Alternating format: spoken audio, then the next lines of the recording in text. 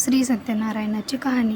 एका सत्यनारायण देवात तुमची कहाणी. काशीला शतानंद नावाचा एक ब्राह्मण राहत होता. तो गरीब होता. भिक्षा मागून कुटुंबाचे पोषण करे, मनात देवाचे स्मरण करे. एकदा एक वृद्ध ब्राह्मण त्याला वाटेत भेटला. तो शतानंदला म्हणाला, बाबा रे, तू सत्यनारायणाला शरण जा, म्हणजेच तो प्रसन्न होईल. असे म्हणून प्रत्यक्ष सत्यनारायणच प्रकट झाले. त्यांनी त्याला सर्व पूजाविधी सांगितला. प्रसादासाठी गव्हाचा रवा, तूप, साखर, दूध, केळी वगैरे वस्तू सव्वा मापाने घेऊन त्यांचा शिरा करायला सांगितले. भक्तियुक्त अंतकरणाने पूजा करतात त्यांना आपण प्रसन्न होतो, असं ते म्हणाले आणि गुप्त झाले. पुढे तो भिक्षेला गेला. त्याला खूप भिक्षा मिळाली. तशी त्याने पूजा साहित्य आणले, प्रसादाच्या वस्तू आणल्या आणि यथाविधी पूजा केली. कहाणी केली.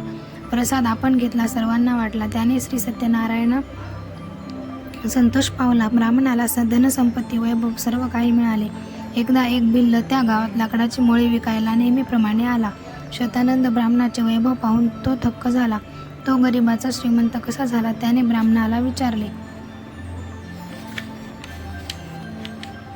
सगळा सत्यनारायण पूजनाचा प्रताप असे ब्राह्मणाने सांगितले. मग त्या ब्राह्मणाकडून माहिती घेऊन त्याने आपल्या घरी सत्यनारायणाची पूजा केली, तीर्थप्रसाद भक्षण केला, कथा ऐकली. त्याने त्याच्या मनीची इच्छा पूर्ण झाली. पुढे मणिपूरचा चंद्रचूड राजा श्री सत्यनारायणाची पूजा समारंभपूर्वक करीत होता. तेवढ्यात रत्नपूरचा साधू नावाचा एक वाणी नौकेत बसून नदी मार्गे चालला असताना त्याने तो सोहळा पाहिला. नावेतून उतरून तिथे गेला. कोणाची पूजा कशी करावी, काय फळ मिळते म्हणून विचारले. त्या पूजेने संपत्ती, धनदौलत वगैरे सर्व मिळते, म्हणून मला संतती झाली तर मी सत्यनारायण पूजीन, असा नवस त्याने केला. त्याप्रमाणे सत्यनारायण कृपेने त्याला एक सुंदर कन्या झाली. तिचं नाव कलावती असे ठेवले. ती मोठी झाली. गोकांचनपूरच्या शंखपतीशी तिचे लग्न लावून दिले. त्याला घर जावई केला. सगळे काही ठीक झाले, परंतु श्री सत्यनारायण पूजनाचा विसर पडला. एके दिवशी साधू वाण्याने सोनं, नाणं, हिरे माणके नौकेत भरली आणि जावयांसह तो व्यापाराला निघाला. ठिकठिकाणी त्यांनी माल विकला, खूप फायदा मिळवला. पण काय झाले, त्या नगरातले राजभंडार त्याच रात्री चोरीला गेले. ते राजाला कळले. चोरांना पकडून आणा, असा आदेश दिला. पण सेवकांना चोर काही सापडेनात. मग त्यांनी काय केले, राजाच्या भीतीने साधू वाण्याला व त्याच्या जावयालाच त्यांनी चोर म्हणून पकडले. त्यांना कारागृहात टाकले. त्यांची दौलत राजभांडारात जमा केली. इकडं साधू वाण्याची पत्नी लीलावती वाट पाहत होती. मुलगी कलावतीने शेजारी चाललेल्या श्री सत्यनारायण पूजेचा तीर्थप्रसाद भक्षण केला आणि आपला पिता व पती सुखरूप परत आले तर आपणही श्री सत्यनारायणाची पूजा करीन, असा मनी नवस बोलली.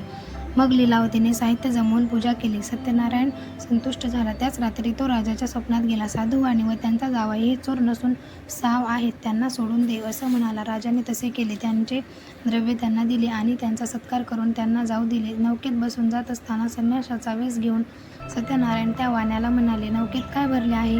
वाणी म्हणाला, नौकेत पानपाचोळा वगैरे भरलेला आहे. देव म्हणाला, तसेच हो, तुझी वाचा खरी ठरव. मग चमत्कार झाला.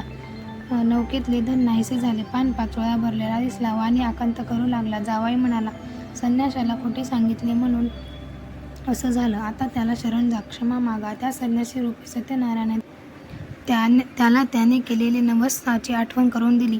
वाण्याने नमस्कार करून क्षमा याचना केली. सत्यनारायणाने कृपा करताच त्याचे धन होते तसे त्या नौकेत भरलेले दिसले. देवाचे आभार मानून सासरा जावई तिथून निघाले. आपल्या गावाजवळ आले. ते लीलावती व कलावतीला कळलं.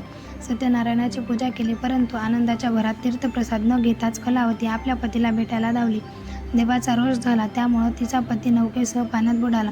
सर्वजण शोक करू लागले. तोच आकाशवाणी झाली, आधी परत जा, तीर्थप्रसाद भक्षण कर, मग सगळं ठीक होईल. तिनं तसं केलं. मग नवल घडलं. कलावतीचा पती नौकेसह सुखरूप परत आला. आनंदी आनंद झाला. मग श्री सत्यनारायणाची पूजा केली, तीर्थप्रसाद घेतला, कथा श्रवण केली. त्या सर्वांची इच्छा पूर्ण झाली. प्रसादाचा अपमान केला तर सत्यनारायणाचा कोप होतो. एकदा काय झाले, अंगध्वज नावाचा एक राजा शिकारीसाठी अरण्यात गेला. तिथे एक झाडाच्या छायेत विश्रांती घेऊ लागला.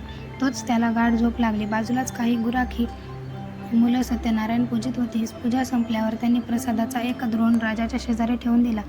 राजा उठला, प्रसाद पाहिला, मनात म्हणाला, मी राजा आहे, हे गुराखी यांच्या हाताचा प्रसाद कसा खायचा? तो प्रसाद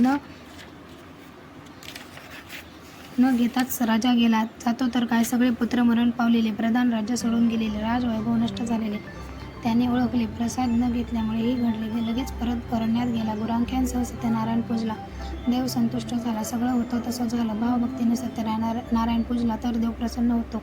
सत्यनारायणाच्या कृपेनं शतानंद ब्राह्मण, भिल्ल साधू आणि अंगध्वज राजा यांचे जसे कल्याण झाले तसे तुमचे आमचे कल्याण होई. 60व्या उत्तराची कहाणी. 5 उत्तरे सुफळ संपूर्ण. श्री स्वामी समर्थ.